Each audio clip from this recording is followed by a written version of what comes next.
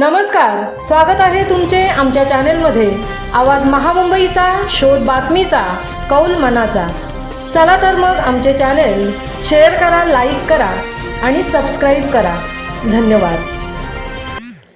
जिल्हा रुग्णालयात धोकादायक अपघात, चालू सिलिंग फॅन रुग्णावर पडला, मनसेने घेतली तात्काळ दखल।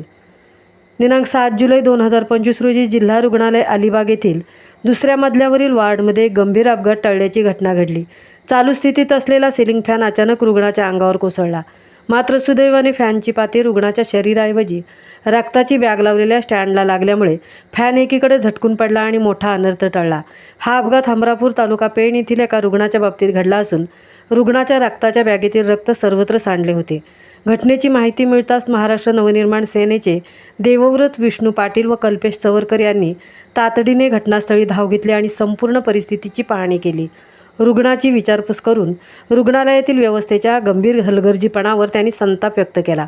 यानंतर मनसेचे देवव्रत पाटील, मनसे शॅडो कॅबिनेट सदस्य आणि सिद्धू म्हात्रे अलिबाग अध्यक्ष यांनी थेट प्रभारी शल्यचिकित्सक डॉक्टर निशिकांत पाटील यांची भेट घेऊन प्रश्न विचारले।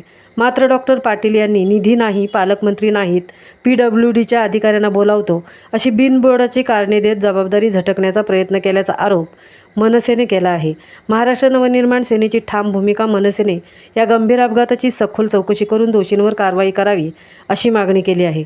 अशी दुर्घटना पुन्हा होऊ नये यासाठी जिल्हा प्रशासनाने तात्काळ उपाययोजना कराव्यात असा इशारा मनसेने दिला आहे। सामाजिक जबाबदारी आघाडीवर मनसेने या प्रसंगातून पुन्हा एकदा मनसेची समाजाप्रती असलेली जागरूकता आणि तत्परता अधोरेखित झाली आहे।